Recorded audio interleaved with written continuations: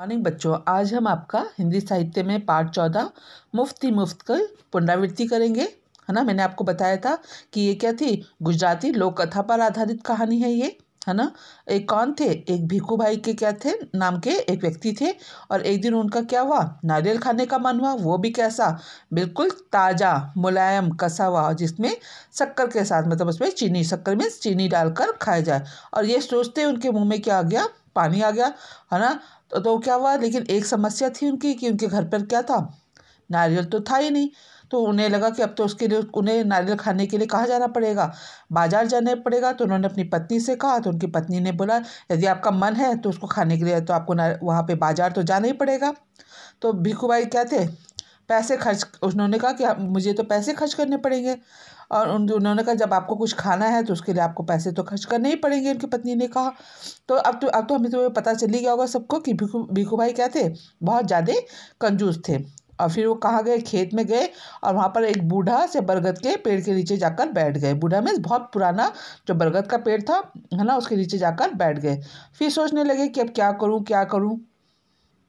है ना। मगर क्या, नारियल खाने के लिए उनका मन इतना ललचाया था कि वो घर वापस आए। फिर अपनी पत्नी से कहा कि मैं बाजार तक होके आता हूँ और पता करके आता हूँ कि आजकल नारियल में कितने रुपए में बिक रहा है। तो उन्होंने अपने जूते पहने और छड़ी उठाई और भिक्खू भाई निकल पड़े नारियल की तलाश में। जब वो बाजार पहुँचे तो बाजार में सब अपने अपने काम धंधों में लगे थे।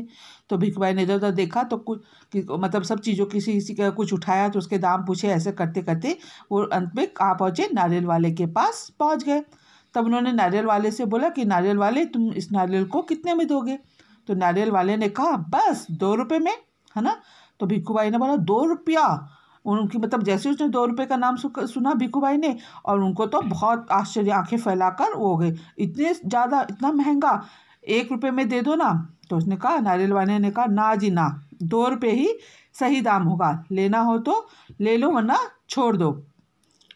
तो उन्होंने कहा कि ठीक है। भिक्खू भाई बड़बड़ाए, अच्छा बताओ 1 रुपये में कहाँ मिलेगा। फिर उसने कहा जब वो दे नहीं रहा तो उसने उनसे पूछा नारियल वाले से कि आप ये बताओ कि मुझे 1 रुपये में कहाँ पे मिल जाएगा नारियल। तो नारियल वाले ने कहा कि यहाँ से थोड़ी दूरी पे जो मंडी है वहाँ पर जाओ तो शायद मंडी में आपको 1 रुपये में मिल जाए। तो जो भिक्खू भाई थे वो उधर को चलने लगे। है ना। और अपना आप ही टहलते टहलते बोलने लगे कि उन्हें क्या हो गया, एक मौका भी मिल जाएगा, मतलब चलने का मौका भी मिल जाएगा और पैसों की बचत भी हो जाएगी। और ये खुशी से मतलब झूमते हुए वो ज़मीन पर छड़ी को थपथपाते हुए चलने लगे। फिर जब चलते गए तो कहाँ पहुँचे, वो मंडी में पहुँचे। वहाँ पे बहुत ज़्यादा शोर हो रहा था। है ना। और व्यापारियों की ऊँची ऊँची आवाज़ें गूंज रही थी। क्यों गूंज रही थी, क्योंकि वो अपनी जो सब्जियाँ थी उन अपने अपने दामों को लेकर वो ज़ोर ज़ोर से आवाज़ें लगा रहे थे कि वहाँ पर उनका क्या दाम है और क्या चीज़ वो बेच रहे हैं। तो कोई बोल रहा था बटाटा आलू, कांदा प्याज, गाजर गाजर, है ना, गोभी बंद गोभी, ऐसे करके वो चिल्ला रहे थे। सब अपनी अपनी चीज़ें बेचने में लगे हुए थे। तो जब इतना कोलाहल था, इतनी भीड़ थी, तो उनको क्या हो गया, भिक्खू भाई को पसीना आने लगा। फिर उधर ताकने लगे कि उन्हें कहाँ पे नारियल वाला मिलेगा। तो नारियल वाले को देखकर उन्होंने पूछा, अरे भाई 1 नारियल कितने में दोगे। तो उसने कहा, नारियल वाले ने, सिर्फ 1 रुपये में दूंगा काका। नारियल वाले ने जवाब दिया, तो जो चाहे ले लो, उसमें से कोई भी आप छाट सकते हो उसमें से। सूछे भाई, भिक्खू भाई ने कहा, यह क्या, मैं इतनी दूर से आया हूँ और तुम पूरा 1 रुपया मांग रहे हो। 50 पैसे काफ़ी है इस नारियल के, है ना, और मैं लेता हूँ, तुम ये अपने 50 पैसे पकड़ो, ये नारियल मुझे दे दो। तो नारियल वाले ने झट से भिक्खू भाई के हाथ से नारियल को छीन लिया और बोला, माफ़ करो काका, 1 रुपया तो 1 रुपये में दूंगा, वरना कोई ज़रूरत नहीं है आपको नारियल लेने की। लेकिन भिक्खू भाई का जो चेहरा था वो निराश, मतलब डूब गया, कितनी दूर चल के भी आया और मुझे वो नारियल नहीं मिला। तो उन्होंने जब देखा मंडी वाले ने, तो उसने कहा कि आप बंदरगाह पर चले जाओ, हो सकता है कि तुम्हें वहाँ 50 पैसे में मिल जाए। है ना।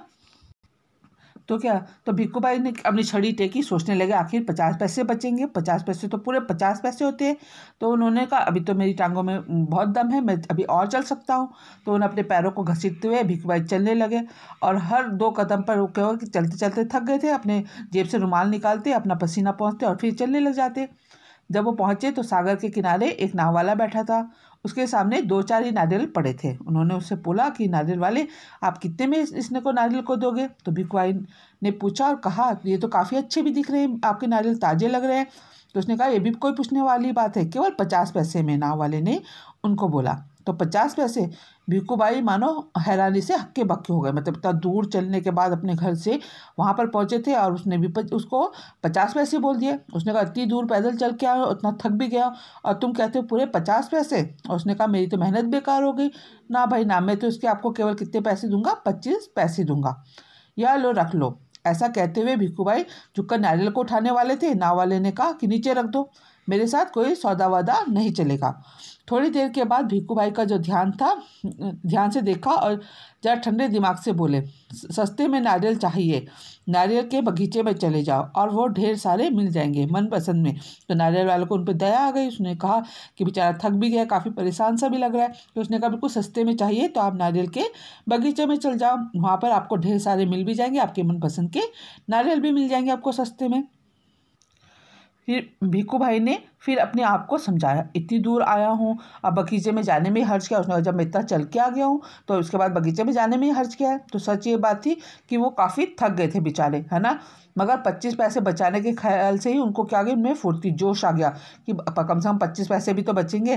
तो भिक्खू भाई ने सोचा दोगुना ज़्यादा चलना पड़ेगा पर 4 आने भी बच जाएंगे। और फिर वो कोई भी चीज़ उन्हें मुफ्त में कहाँ मिलती है। तो भिक्खू भाई नारियल के बगीचे में पहुँचे तो वहाँ उन्हें कौन मिला, माली मिला। और उन्होंने उससे माली से पूछा कि ये नारियल कितने में बेचोगे। तो माली ने जवाब दिया, जो पसंद आए ले जाओ काका, बस 25 पैसे का एक, देखो कितने बड़े बड़े हैं। तो माली ने कहा इनमें से आप जो भी पसंद कर सकते हो, कितने बड़े बड़े नारियल रखे हैं तो आपको केवल 25 पैसे में मिलेगा।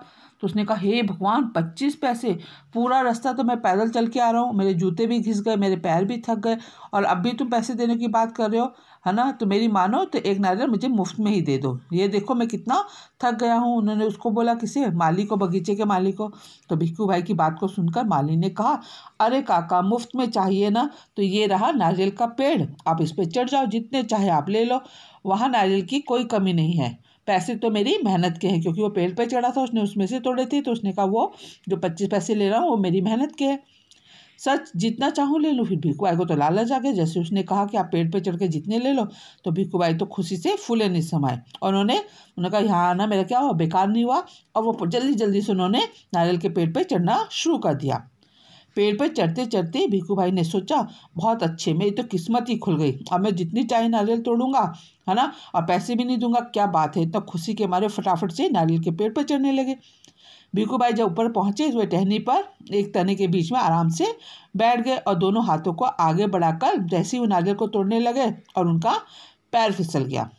भिक्खू भाई ने एकदम से क्या पकड़ लिया, नारियल को पकड़ लिया, है ना। तो उनके दोनों पैर हवा में झूलने लगे। तो उन्होंने कहा ओ माँ, अब मैं क्या करूँ। और उन्होंने जैसे वो उसको फिसले वो कि वो नारियल, उनके पैर नीचे हवा में लटक गए। फिर भिक्खू भाई चिल्लाने लगा, भाई मेरी मदद करिए। नीचे से माली को विनती की। माली ने कहा वो तो मेरा काम नहीं काका, मैंने तो केवल आपको नारियल लेने की बात की थी, बाकी सब तुम्हारे और तुम्हारे नारियल के बीच का मामला है ना। पैसे नहीं, खरीदना भी नहीं, बेचना भी नहीं और कोई मदद भी नहीं, है ना, मैं आपकी कोई मदद नहीं करूँगा। उन्होंने बोला सब कुछ मुफ्त में है ना, अब वहीं लटके रहो। तो इतने में क्या हुआ कि वहाँ से एक ऊँट वाला आदमी गुजरा, मतलब जा रहा था वहाँ पे से। तो जैसे भिक्खू भाई ने उसको देखा और जोर जोर से उसको बुलाने लगे। उन्होंने कहा, ओ ऊँट वाले, मेरे पैर वापस पेड़ पे टिका दो, है ना, बड़ी मेहरबानी होगी। तो ऊँट वाला सोचा कि बेचारा आदमी वहाँ पे लटका हुआ, चलो उसकी मदद कर देता हूँ, क्या जाता है ना। तो वो ऊँट की पीठ पे खड़ा होकर भिक्खू भाई के पैरों को पकड़ लिया उसने। ठीक से उसी जैसे ही वो उनको के पैरों को पकड़ा, उसी समय ऊँट को क्या दिखाई दिया, वहाँ पे हरी हरी घास, हरे हरे पत्ते नजर आए। और ऊँट को तो लालच आ गया। ऊँट ने अपनी गर्दन वो झुकाई और अपनी जगह से उनको घास को खाने के लिए जैसे आगे बढ़ा, वो अपनी जगह से हिल गया। फिर क्या था, जो ऊँट वाला आदमी था उसकी वो अपनी पीठ, जो ऊँट की पीठ से फिसल गया। और अपनी जान बचाने के लिए उसने क्या करा, भिक्खू भाई के पैरों को कसकर पकड़ लिया। अब दोनों क्या करते, दोनों वहाँ पर लटक गए, है ना। जब भिक्खू भाई ने नारियल पकड़ा था, है ना, और ऊँट वाले ने भिक्खू भाई के पैर पकड़े थे। फिर क्या करते, इतने में थोड़ी देर में वहाँ से कौन आया, घुड़सवार गुजरा। अरे संभालो, है ना। पेड़ से लटके दोनों पुकारने लगे, भाई सुनो भाई, हमारी बचाओ बचाओ। और घुड़सवार को देखकर दुआ, तो उसने भिक्खू भाई ने कहा कि आपको दुहाई है, प्लीज़ हमें आप मतलब हमारी मदद कर दीजिए हमें। भिक्खू भाई को तो अपना लालच था कि मुझे पेड़ पर वापस पहुंचा दो, ये नहीं बोला कि मुझे नीचे उतार दो या कुछ भी, मुझे वापस पेड़ पर पहुंचा दो। तो उसने कहा कि बस 1 मिनट भी नहीं लगेगा आपको। तो उसने कहा ठीक है, मैं आपकी मदद कर देता हूँ। तो वो घोड़े की पीठ पर चढ़कर बैठ गया। यह सोचकर घुड़सवार घोड़े से पर उठा खड़ा हो गया, घोड़े के ऊपर खड़ा हो गया। लेकिन कौन कहता है कि घोड़ा ऊँट से बेहतर है। हरी हरी घास जब बेचारे घोड़े को भी दिखाई दी तो दोनों को एक जैसे ही हैं, दोनों जानवर ही थे। तो घास खाने के चक्कर में घोड़ा थोड़ा सा आगे बढ़ा और मालिक क्या था, ऊँट वाले के पैरों पे लटक गया। फिर 1 2 और अब तीनों के तीनों झूल रहे थे नारियल के पेड़ पर, है ना। कौन, पहले नारियल, फिर भिक्खू भाई के बाद ऊँट वाले के नीचे कौन था, घुड़सवार। तब उन्होंने कहा कि भैया, उन्हें तो डर लगने लग गया। तो उन्होंने कहा कि काका आप इसे कसे पकड़े रहना, ये मतलब अब नारियल को मत छोड़ना, है ना। और हमें को जब तक कि हमें कोई बचाने वाला ना आ जाए, तो मैं आपको क्या दूंगा, पूरे 100 रुपये दूंगा, है ना। तो उस दूसरे ऊँट वाले ने कहा, ऊँट वाले की बारी थी, उसने कहा मैं आपको 200 रुपये दूंगा, लेकिन नारियल को बिल्कुल भी मत छोड़ना, पकड़े रहना जब तक कि कोई मदद के लिए ना आ जाए। 100 और 200, बाप रे बाप, 300 रुपये। भिक्खू भाई का सर चकरा गया। इतना सारा पैसा। खुशी से उन्होंने अपनी दोनों बाहों को फैलाया और नारियल गया हाथ से छूट, है ना। भिक्खू भाई तो कंजूस थे, जहाँ वो 50 पैसे बचाने की सोच रहे थे, वहाँ तो उन्हें 300 रुपये मिल रहे थे। और खुशी के मारे उन्होंने क्या करा, वो नारियल को दोनों हाथों को फैलाकर, खुशी के मारे दोनों हाथों को फैलाया और नारियल को छोड़ दिया। जैसे ही नारियल छूटा, तीनों कहाँ गिरे, धड़ाम से जमीन पर गिर गए, है ना। घुड़सवार के ऊपर ऊँट वाला और फिर भिक्खू भाई तो अपने आप को संभाल ही रहे थे कि इतने में क्या हुआ, एक बड़ा सा नारियल आकर उनके सिर पर गिर पड़ा, है ना, फूटा। और वो भी कैसा, बिल्कुल मुफ्त। ये आपकी कहानी थी, है ना। इसे ममता पांड्या ने लिखा था और इसका अनुवाद संध्या राव ने करा था। अब आपके कार्यपत्रक के जो प्रश्न थे, मैंने आपको पहला प्रश्न दिया था, उसमें हर बार भिक्खू भाई कम दाम देना चाहते थे, क्यों, है ना। हर बार भिक्खू भाई कम दाम क्यों देना चाहते थे, बताओ। क्योंकि वो क्या थे, हर बार भिक्खू भाई कम दाम इसलिए देना चाहते थे क्योंकि वो कंजूस थे, है ना, थे ना कंजूस। इसलिए वो क्या कर सकते थे, हमेशा जब भी कहीं जाते थे तो उसका दाम कम करते रहते थे, है ना। हर जगह नारियल के दाम में फर्क क्यों था, है ना। हर जगह नारियल के दाम में फर्क इसलिए था क्योंकि नारियल बिकने के लिए बगीचे से बाहर आते हैं, तो उनमें अनेक लोगों का मेहनताना जुड़ जाता है। इस कारणवश नारियल के दाम में फर्क आने लगता है ना। जैसे कि आपने सब्जी बोई, है ना, सब्जी में आपकी मेहनत लगी, खाद लगा, पानी दिया आपने, वो आपने सब्जी मंडी में बेचा, है ना। तो आपने मान लिया जाए उसको 25 पैसे में बेचा, फिर सब्जी मंडी वाले ने उसको खरीदा, तो उसने अपने उसको फिर जब उसने उनको बेचा कि नहीं, जो सब्जी बाहर जाती है ना बिकने के लिए सब्जियों की दुकानों में, तो वहाँ पर उसने उसको 50 पैसे में बेचा। फिर सब्जी वाले ने जब सब्जी खरीदी, है ना, तो उसने फिर आपको बेचा, तो वो कितने में बेचेगा, आपको 1 रुपये में बेचेगा, सब अपना मेहनताना, तो इसलिए वो उसमें फर्क आता रहता है, ठीक है। फिर आपका क्या भिक्खू भाई को नारियल सच में मुफ्त में ही मिला, क्यों, नहीं, भिक्खू भाई को नारियल मुफ्त में नहीं मिला, उसके लिए उन्हें मेहनत और परेशानी दोनों उठानी पड़ी। इस तरह मेहनताना उनकी कीमत से ज़्यादा ही था, है ना। उन्हें कितना मेहनत करनी पड़ी, कितना दूर उन्हें चलना पड़ा, है ना, जिसकी वजह से उनका जो मेहनताना था उनकी कीमत से ज़्यादा ही था। फिर क्या था, वे खेत में कहा गया, हाँ, भिक्खू भाई ने घर जाकर लाबू बहन से क्या कहा, है ना, ये क्वेश्चन था आपका। भिक्खू भाई ने घर जाकर लाबू बहन से कहा, अच्छा मैं बाजार तक हो आता हूँ, पता तो चले कि नारियल आजकल कितने में बिक रहे हैं, है ना, ये कहा था ना। फिर आपका एक प्रश्न था, भिक्खू भाई का मन क्या खाने को हुआ था उस दिन। एक दिन भिक्खू भाई का मन ताज़ा मुलायम कसा हुआ नारियल शक्कर के साथ नारियल खाने का हुआ था, ये था ना आपका। अब इसको आप अपनी कॉपी में करना। फिर इसमें वे खेत में बूढ़े बरगद के नीचे बैठ गए। तुम्हारे विचार से कहानी में बरगद को बूढ़ा क्यों कहा गया होगा, क्यों कहा गया होगा, बताओ। बूढ़ा बरगद क्यों कहा गया होगा, क्योंकि वो बहुत पुराना पेड़ रहा होगा, इसलिए उसको बूढ़ा बरगद कहा गया होगा, है ना। फिर आपका इसमें है, कहानी को पढ़कर तुम भिक्खू भाई के बारे में काफ़ी कुछ जान गए होंगे। भिक्खू भाई के बारे में कुछ बातें बताओ, है ना। तो एक तो उन्हें ये पता चल गया था हमें कि उन्हें खाने पीने का शौक था, है ना, खाने पीने का शौक तो था, लेकिन वो क्या थे, साथ ही बहुत ज़्यादा कंजूस थे, लालची थे, है ना। उन्हें मुफ्त में चीज़ें पसंद थी, मतलब कि जिसमें कोई पैसा ना खर्च करना पड़े, है ना। अधिक खुश होने पर वो अपने होश खो बैठ देते थे, है ना। जब वो खुश होते थे तो अपने होश खो देते थे। जैसे उन्हें पैसों का लालच हुआ था, पता चला था कि 300 रुपये मिलने वाले हो, तो उन्होंने अपने दोनों हाथ नारियल से छोड़ दिए थे, है ना। फिर आपका इसमें है क्या बढ़ा क्या घटा। कहानी जैसे जैसे आगे बढ़ती है, कुछ चीज़ें बढ़ती हैं और कुछ घटती हैं। बताओ इनका क्या हुआ, ये घटे या बढ़े, है ना। नारियल का दाम क्या हो गया था, जैसे कहानी आगे बढ़ी थी तो वो नारियल का दाम घट गए थे, है ना, घट गए थे ना। लास्ट में 25 से फिर वो फ्री में आ गए थे। भिक्खू भाई का लालच बढ़ता जा रहा था, है ना। जब वो 2 रुपये से 1 रुपये में आए, 1 रुपये से 50 पैसे में, 50 पैसे से 25 पैसे में, और 25 से फिर वो फ्री में आ गए थे, है ना। तो उनका लालच बढ़ गया था। रास्ते की लंबाई बड़ी, घटी नहीं आएगा यहाँ पर, बड़ी, है ना, क्योंकि वो जब चलते जा रहे थे तो एक के बाद एक उसमें जा रहे थे, तो उससे वो रास्ते की लंबाई बड़ी आएगा। भिक्खू भाई की थकान बड़ी, है ना, वो थक गए थे क्योंकि वो काफ़ी देर तक पैदल चले, तो उसमें यहाँ पर बड़ी आएगा आपका, ठीक है ना। ये कहो कहानी, यदि इस कहानी में भिक्खू भाई को नारियल नहीं बल्कि आम खाने की इच्छा होती तो कहानी आगे कैसे बढ़ती, बताओ। आपको इसी कहानी को, जैसे आपने नारियल वाली थी ना, इसी तरह से आप आम की कहानी को भी इसको ऐड कर सकते हो, है ना। इसको अपना आप करना, है ना। कहानी में नारियल वाले और भिक्खू भाई की बातचीत फिर से पढ़ो, अब इसे अपनी बोली में लिखो। फिर आपको जो कहानी और भिक्खू नारियल वाले की जो बातचीत थी उसको आपको बोली में अपनी भाषा में इसको लिखना है, ठीक है। ये आप अपना आप करना। फिर इसमें शब्दों की बात, नाना का नानी, पतीली पतीला, है ना। ऊपर दिए गए उदाहरणों की मदद से नीचे दी गई जगह में सही शब्द आपको भरने हैं।